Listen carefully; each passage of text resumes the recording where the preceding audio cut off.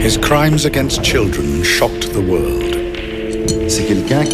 He's someone who likes to hurt mentally, to hurt physically. His arrest sparked protests that brought his home country, Belgium, to the brink of revolution. We were just informed that as from today you stop your investigation. And that was it. His dark past fuels conspiracy theories to this day.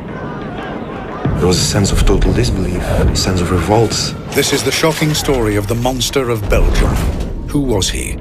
How was he able to kidnap, rape and murder young children right under the noses of the police in this modern European country? Was he protected? Or did he benefit from a catalogue of police mistakes? I don't believe that there is one person in this country who knows the full story.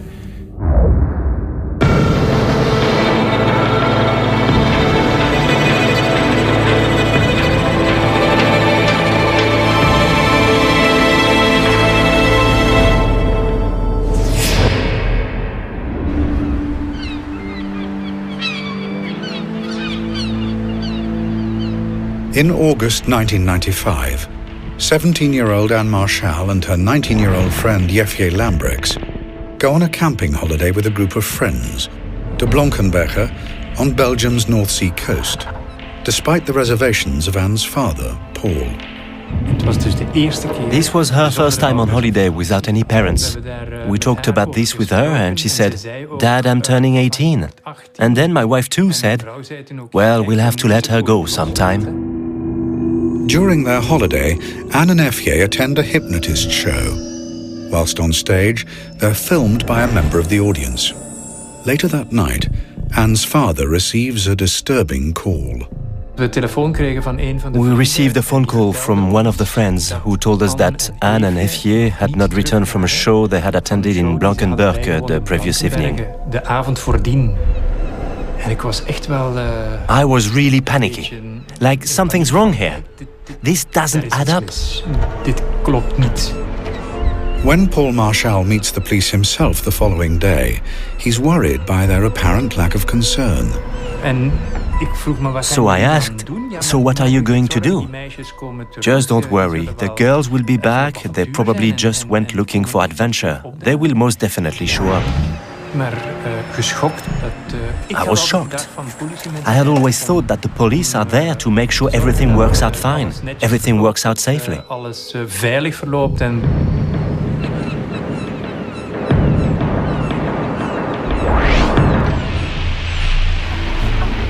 Paul Marchal returns home and begins his own campaign to find his daughter. No posters or searches were made, so we were going to do it ourselves. He is not the only parent searching for a missing child that summer in Belgium.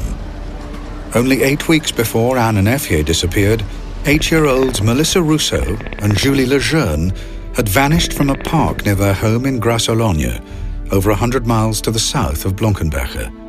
The police have made little progress in finding them. Journalist Douglas de Koning has written about the impact of Belgium's missing children throughout the 90s. It happened so often that kids disappeared. It seemed like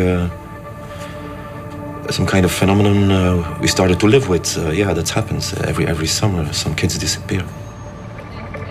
Children that disappeared from one day to another and that left no trace at all.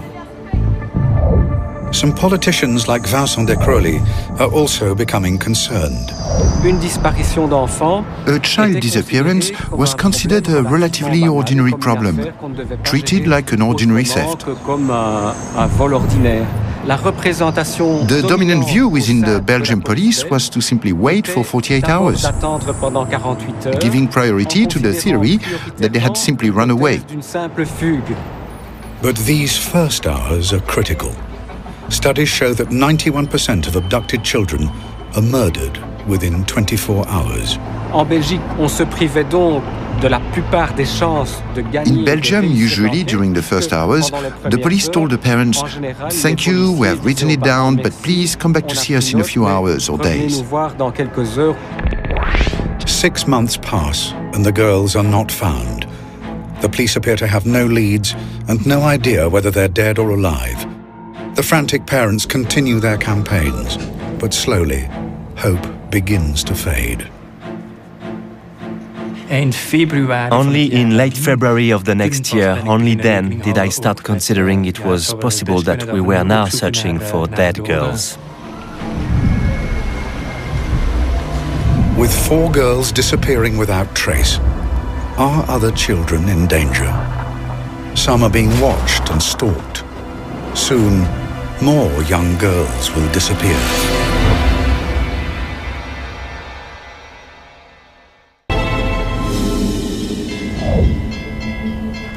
On a summer's day in 1996, 12-year-old Sabine Dardenne begins her ride to school as usual.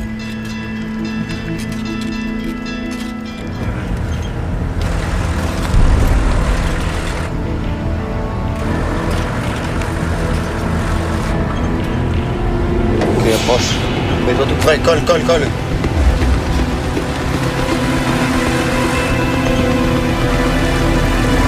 Ok, j'y vais.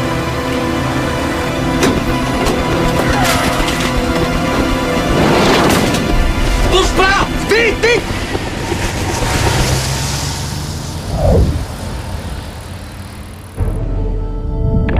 When Sabine goes missing, it becomes Belgium's latest high-profile case that year of a young girl disappearing. In response to growing concern, the authorities establish a missing persons unit to coordinate all the separate investigations. Among the investigators is Albert Priem. We had no clue whatsoever about any known offender. We investigated as many leads as we could, but it really was all negative. We couldn't have believed that one and the same person could be guilty of all these disappearances. That was completely unthinkable, at least at the time. 10 weeks pass, and Sabine's disappearance fades out of the headlines. Then, with investigators still struggling to establish any firm leads, another young girl is targeted.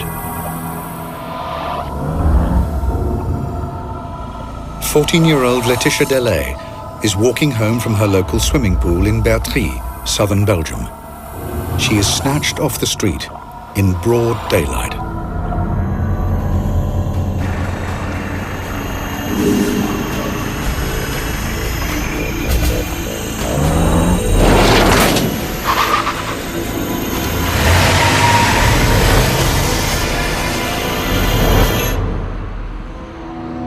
With 6 girls missing, there is strong public pressure to get results.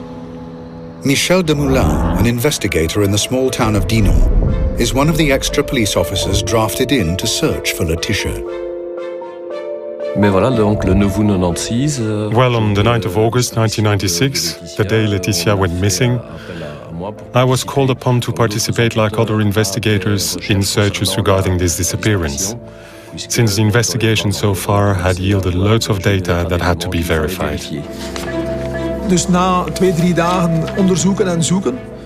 After 2 or 3 days of searching, we still hadn't found Laetitia, but we did have a few statements that seemed interesting to us. One statement came from a local resident who has noticed a suspicious vehicle in the village. We were able to work out some parts of the registration number of the van, a white van, also a good description of the van.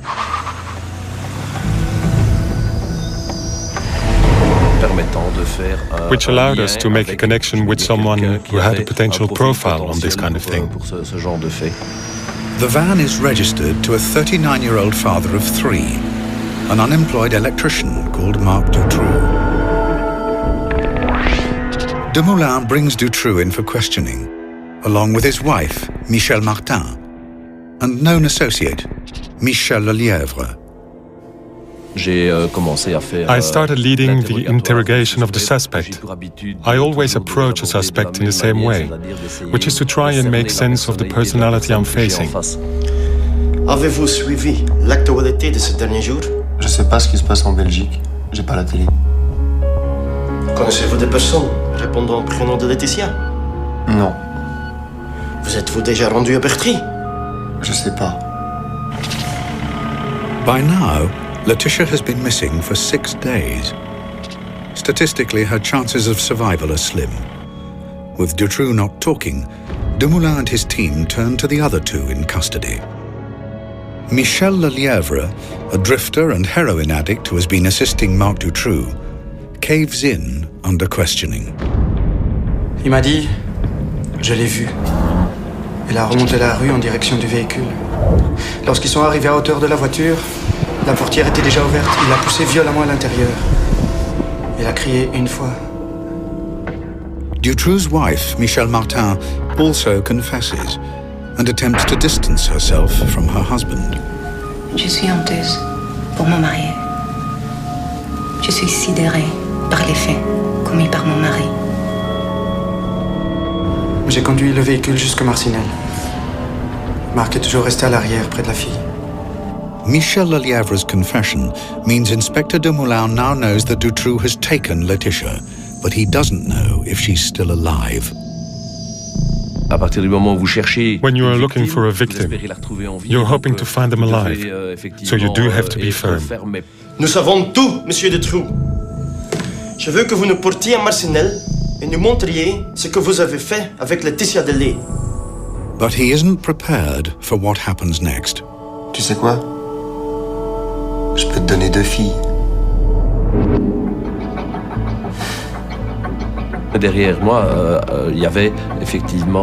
Behind me, there was a poster about Sabine's disappearance. So when he told me the other one's with her, I just cast a brief glance behind me and I said, "Who, Sabine?" And he said yes. I'm telling you, when I hear this, it still gives me the shudders again. Armed with sensational information of the whereabouts of the 2 missing girls, investigators rush Dutroux to a house in Charleroi, in which he claims they're imprisoned. Dumoulin's only hope is that the girls are still alive.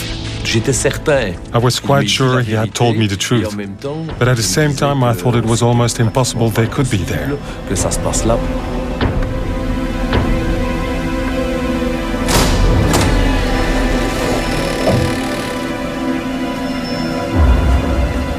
In a tiny, filthy dungeon hidden underneath the house, Dumoulin finds Laetitia Delay abducted 6 days earlier.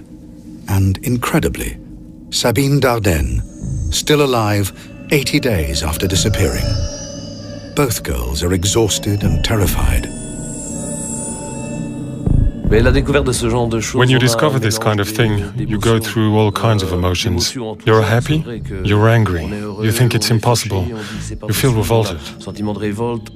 These are visions that linger with you for months afterwards.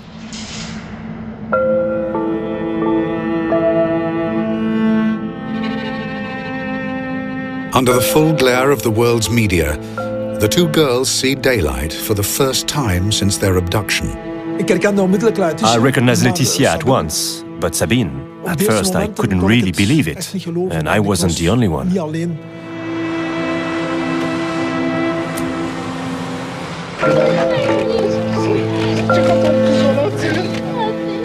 The world witnesses heartbreaking scenes of parents reunited with the daughters they feared dead. The kid couldn't stop crying. Dutroux had deceived her into believing that her family didn't care about her anymore, that she had been completely forgotten by her family, that she didn't exist anymore in their eyes. The way these kids looked, it really gave you the chills, even as a policeman.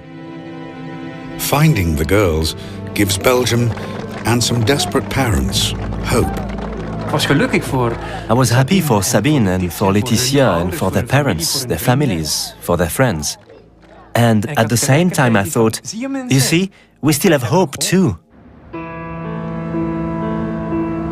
But after further questioning, Dutroux leads the police to other missing girls over the following 2 days. The proceeds of crime and benefit fraud allowed Dutroux to acquire 7 houses, which offered makeshift dump sites for the young girls he abducted. Julie Lejeune and Melissa Rousseau, 2 8-year-old girls who disappeared together in June 1995, are found buried in the back garden of one of his houses. They starved to death when he had been in prison for car theft. When the bodies of Julie and Melissa were discovered, a terrible collective emotional shock went through the country. Dutroux had left his wife, Michel Martin, to feed Julie and Melissa, but she claimed she was too afraid to go into the dungeon where they were held. Child psychologist Jean-Yves Ayer spoke out about the case.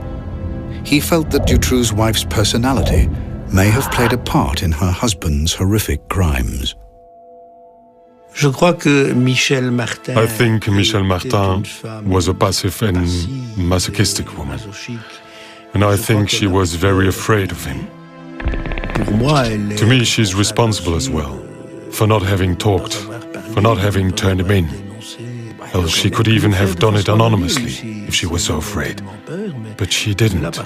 17 days after his first confession, Dutroux leads police to a property in the town of Jumet, where investigators discover the bodies of Anne Marchal and Effier Lambrex, who had disappeared while on holiday more than a year earlier. The girls had been drugged and buried alive. For Paul Marchal, the search for his daughter is over. It was, of course, very painful. It's hard to accept at that moment.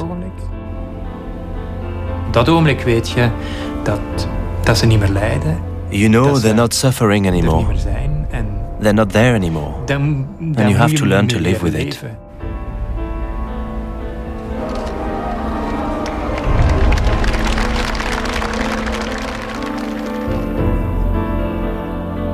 All 6 missing girls have now been found. Belgium struggles to come to terms with the tragedy. Throughout the country, there was a lot of distress, a lot of anger, a lot of sadness and incomprehension. The country was facing evil and the slaughter of innocents. Parents wouldn't let their children go out in the streets anymore. Now in custody, it falls to psychologists to assess the character of a man who has readily confessed to committing horrific and callous crimes. My colleagues who carried out the assessment labeled him a perverted psychopath, and not fundamentally a pedophile, in the sense that to him, children weren't an exclusive object of lust. They were an object among others. It is soon established that Dutroux's psychopathic nature could have its roots in a turbulent and loveless childhood that saw him turn to petty crime and sell himself to older men for sex in his teens. He's grown up in a bit traditional family nest for psychopaths. Very dominant mother, very aggressive father, a very egoistic couple, and as a result, a very egoistic young Marc Dutroux. But to fully understand who they're dealing with, investigators speak to Sabine Dardenne, who has survived 11 weeks in Dutroux's clutches. With her testimony, they start to build a profile of a man whose crimes have shocked the world.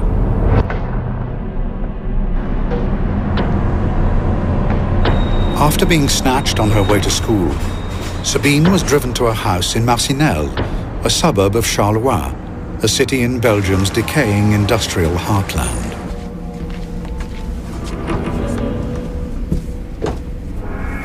Sabine was drugged by her captor, led upstairs to the first floor, and chained to a bed.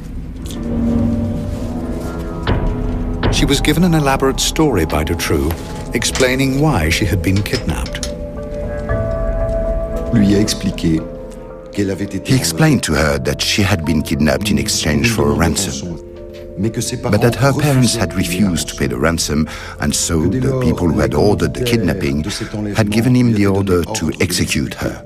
And since he himself was very nice, he had decided to protect her. On dirait qu'ils t'ont abandonné. Tu peux t'estimer heureuse d'être avec moi. Tu peux même dire que je t'ai sauvée.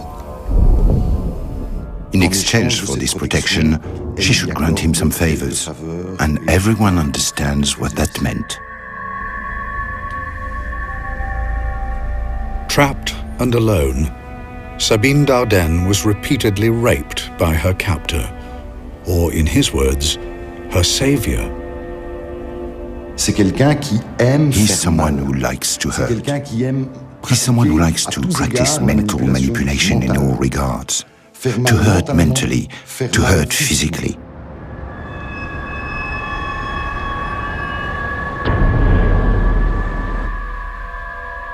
As the weeks passed, Sabine was confined to a specially constructed dungeon, 3 feet wide and 9 feet long.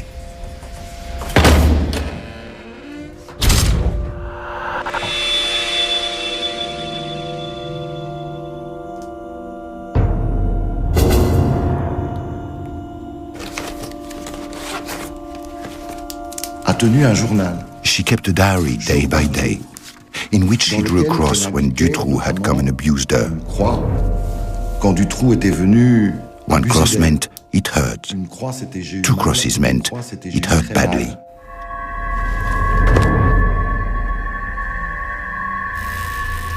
Sabine's captor allowed her to write letters, which he promised to send to her parents. I promise to be less selfish and also lend my things, be more helpful, be better-tempered. I'm sure you'll find that I've changed.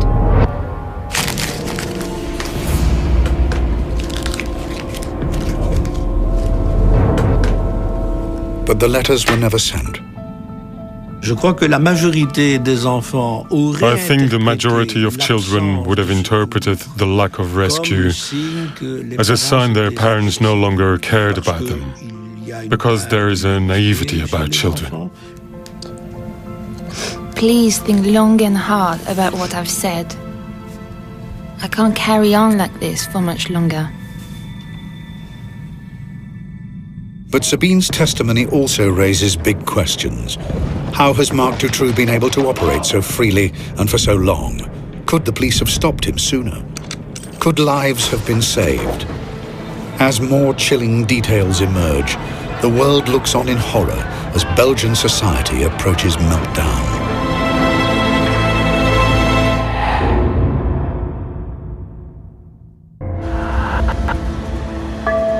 In August 1996, 12-year-old Sabine Dardenne and 14-year-old Laetitia Delay were rescued from a cellar beneath a dilapidated house in southern Belgium. Laetitia had been imprisoned for 6 days, Sabine for 79. But while they have survived, 4 other girls have perished at the hands of their captor, Marc Dutroux. Over the next few months, a series of devastating revelations emerge about Dutroux's past and his relationship to the country's authorities. Belgians realize in horror that the police could have arrested him long ago, potentially saving the lives of 4 young girls. The name of Marc Dutroux was in the file less than 2 weeks after the disappearance of Julie and Melissa. So the police had all the information they could only dream of. All the conditions to arrest Marc Dutroux were met many months before his actual arrest. The abductions that followed Julie and Melissa's kidnapping could have been avoided. We are absolutely positive that Dutroux could have been arrested. Information comes to light. In 1989, 6 years before the disappearance of Julie Lejeune and Melissa Rousseau, Dutroux and his wife had been convicted of the abduction and rape of 5 girls. Dutroux was released just 3 years into a 13-year sentence. It was completely predictable that this guy would relapse. A time bomb, a powerful time bomb was ticking. From his release in 1992, warning signs were flashing. A police informant claimed he was asked by Dutroux to help him kidnap a girl. Dutroux's own mother even tipped off police that her son may be hiding girls in his home.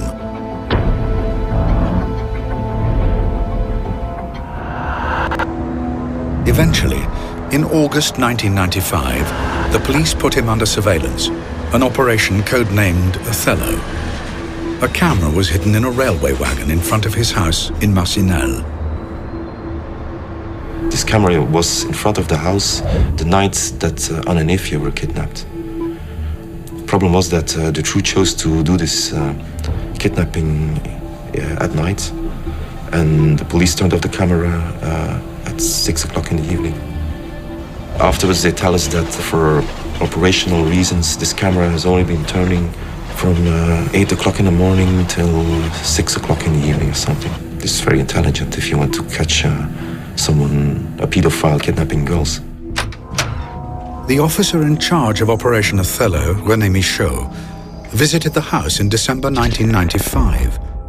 Dutroux had recently been questioned about stolen cars, and investigators used this as an opportune moment to search his house. Also present was a locksmith, Alain Lejeune, who was accompanying the police in their search. Qu'est-ce qu'on entend? Il y a des enfants ici? Suddenly, children's voices are heard. You heard these voices and this discussion starts. Did you hear that? Non, ce sont des enfants dehors. Ouais, ils jouent dehors. Ah non, ce bruit vient de l'intérieur. Écoutez, c'est clair. Silence. Non, et puis c'est qui le policier ici? Allez, on y va. The locksmith said, I heard voices and it was absolutely clear that they came from there, from 2 meters from where we were standing. The voices are Melissa Rousseau and Julie Lejeune.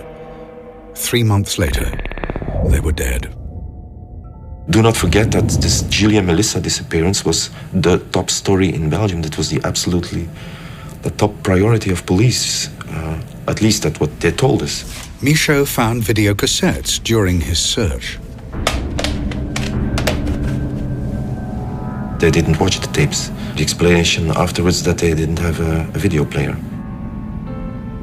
On one of these tapes, we can see Marc Dutroux constructing his cage. The explanation of where it was and how it was constructed was on tape. They just had to watch it, but they had no video player. There again, that's official version. Sorry, I don't buy it. René Michaud always claimed that the door to the dungeon was so well hidden, it was impossible for him to realize its true significance. A claim backed by other investigators who have been in the house. The space in which the children were confined, it was hard to see, because shelves had been placed in front of the door. There were plenty of boxes, rubbish, everything was stacked. So no one could ever suspect that behind that wall, a cell had been built to hide children in. I cannot conceive of any investigator who wouldn't go all out while looking for a missing girl. Michaud, who died in January 2009, stated that his failure to find the girls haunted him. Others are skeptical. To accept the word incompetence, sorry, there's a limit to what you can consider as being incompetence. Toute la Belgique recherche ses enfants. The whole of Belgium was searching for the kids. And the gendarmerie knows Dutroux, with his past as a child abuser. They know he's building suspect hiding places in some of his houses. And yet, for some totally incomprehensible reason, Marc Dutroux wasn't arrested.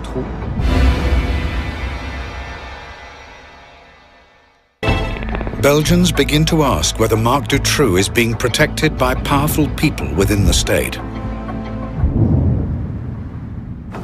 While in custody, Dutroux himself fans the flames of conspiracy with a controversial claim which will forever change the global perception of this case. He states he is part of a national paedophile network whose tentacles stretch right to the top of Belgian society.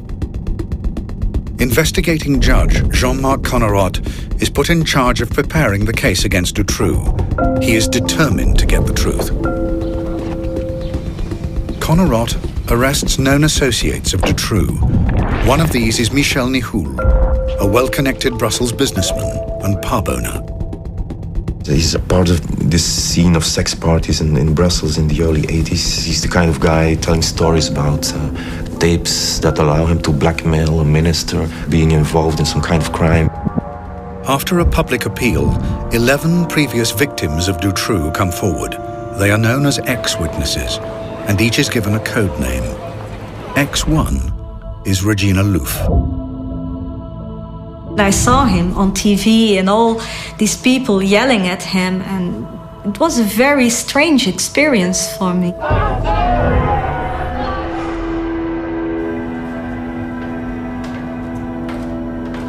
Regina Louf, now a mother of 4, recognizes Marc Dutroux and Michel Nihoul from her childhood. My mother had a boyfriend, and he hired me again to other men to sort of a prostitution network, and there I met Nihoul. So these parties were organized for other pedophiles, and there they took 1 to several children, and they had sex with them, of course, or they took photographs or films or making movies, everything. The people who were going to these parties were big businessmen. There were also politicians. Accompanying Nihoul at these parties, according to Regina, was Marc Dutroux. If this story is true, Connerot appears to have stumbled upon evidence that a paedophile network involving Dutroux, Nihoul, and powerful people in Belgian society does indeed exist. It falls to Rudy Hoskins to investigate the claims of Regina Louf. She talked about lots of people, a lot of notorious people in Belgium, could be politicians or people from corporates, stuff like that. Also people from the police. It's difficult to say what her first impression was. It was a young woman with quite some problems, I think, in her head, honestly. Yeah. That they are skeptical, I think it's logical. But the only thing I asked from them was to do their job and to look for clues.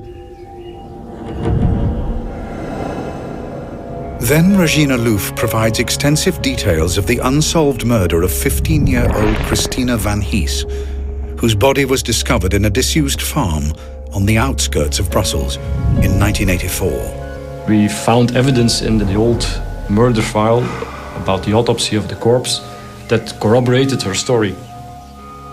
The way the victim was bound with the hands on the back and all kind of stuff they did to the victim. And there were really things she gave in her interview that were not publicly made available at that time of the murders that she told us.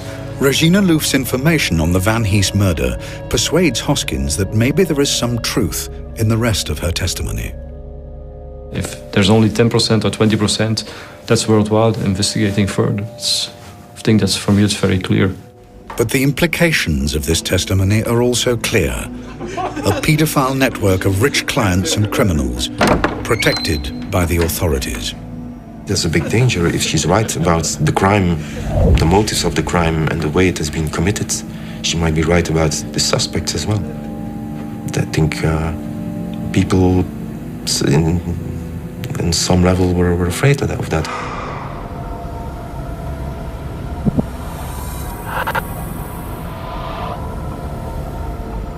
However, Judge Connerot's investigation into Regina Louf's claim of the existence of a powerful paedophile network is suddenly brought to a halt.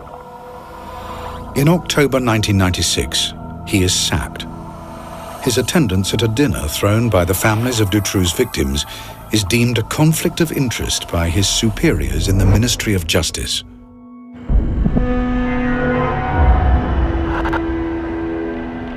Rudy Hoskins and the team working with the ex-witnesses are summoned to the Justice Department. We were just informed during that meeting that already, as from today, you stop your investigation. And that was it. We were going too far for some people. Don't ask me who, I have no idea, and why, no idea. I still ask myself the same question, but we touched upon something that was not supposed to get out in the open. Connerot's dismissal has a devastating effect on public confidence in the Dutroux investigation. I am covering criminal investigations in this country for 15 years. I can't give you hundreds of names of judges having dinner with victims, with lawyers, with suspects. This happens all the time. I always believed in Connerot. This stank and still stinks, in my opinion. Hundreds of thousands of Belgians agree. On the 20th of October 1996, national outrage boils over at a huge march organized by the families of Dutroux's victims. There was a sense of total disbelief, a sense of revolt, a sense of this can't go any further like this. 300,000 people march through Brussels. Workers across the country go on strike, and firemen turn their hoses on government buildings to symbolically cleanse official corruption. Belgium stands on the brink of revolution.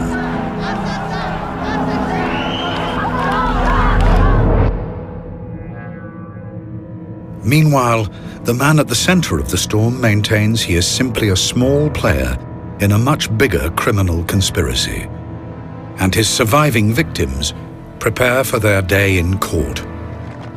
I didn't crack up when I was freed from the monster's grip at the age of 12. But when I turned 20, another severe test of nerve awaited me, face to face with Marc Dutroux.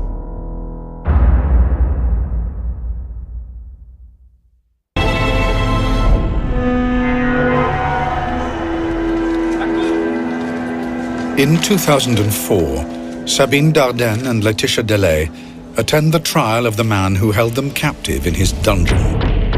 In the dock with Marc Dutroux are his ex-wife Michel Martin and alleged associates Michel Nihoul and Michel Lelièvre. It has taken 8 years to bring Dutroux to trial. Officially, this is because the authorities have had to spend years investigating hundreds of leads into paedophile networks, which the police are convinced don't exist. One thinks the trial will take place in 98-99. Some dreamers said 2000. No, well, 2004. Because of all the dead ends the investigation was led into, this whole series of way-out leads. Sabine Dardenne was held captive for 79 days in Dutroux's dungeon in 1996. 8 years later, she gets the chance to confront him at last. Dutroux is a pervert. Dutroux is a predator. Dutroux is a monster. She wanted to face him. She wanted to ask him, why on earth didn't you kill me? A question Dutroux didn't deign to answer.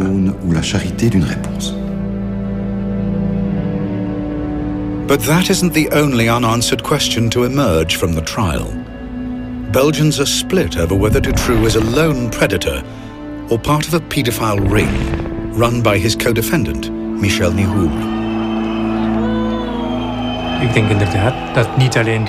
I do think it wasn't just Dutroux who killed my child. I think that the police and the judiciary share in the guilt.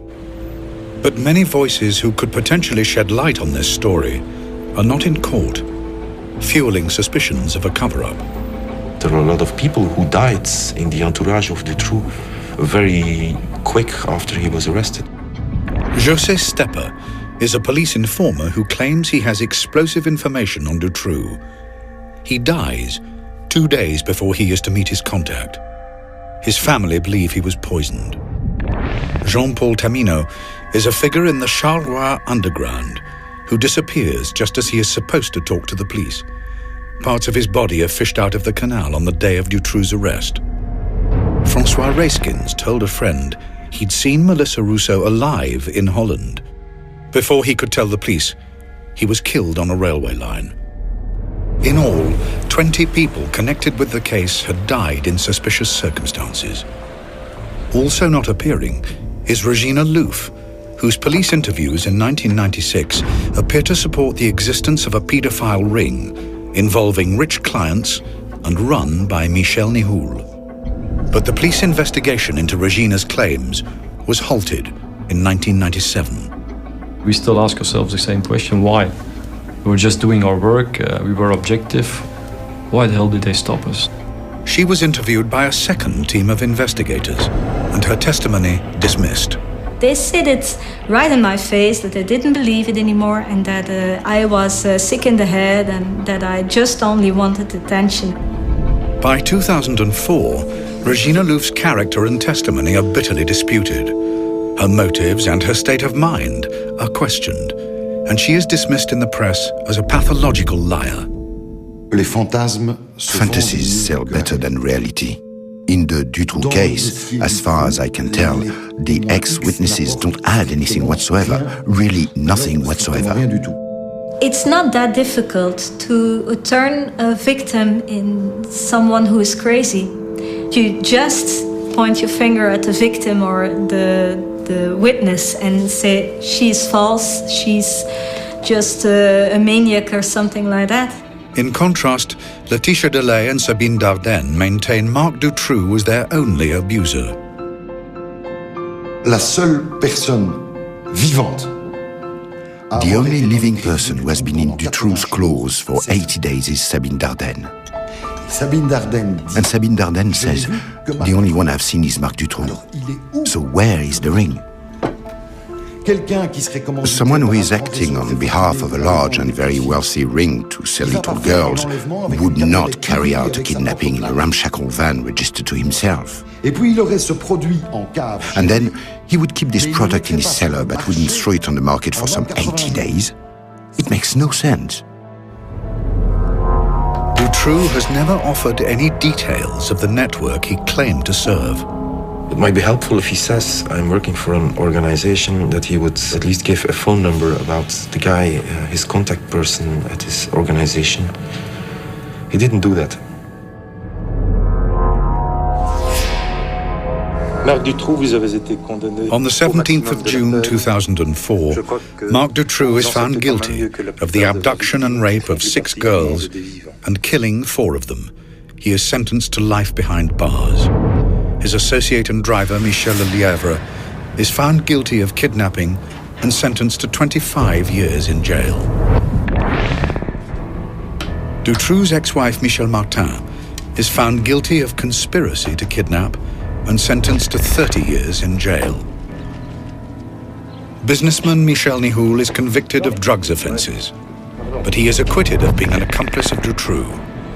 Officially, therefore, there is no paedophile network, no powerful clients, and no cover-up by the authorities. The investigation revealed that Marc Dutroux acted alone.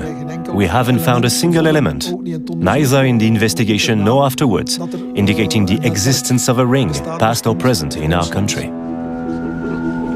But not everyone is satisfied. I think we're never going to get the true story. And I don't believe that there is one person in this country who knows the full story. The questions of whether Marc Dutroux acted alone or if he was part of a larger criminal network have never been resolved. It's obvious he could have been arrested much earlier on. It's definite that Julie and Melissa could have been saved and that other later victims could have been saved as well. The question will always be whether that was just bad luck or whether other parameters could have been at work. A Belgian parliamentary report accused the police of ineptitude and inefficiencies, but even such damning findings provide little clarity in a case that almost brought a country to its knees. Previously I said, I want to know the truth. Now I say, I want to get as close as possible to the truth, because we're not allowed to know the truth.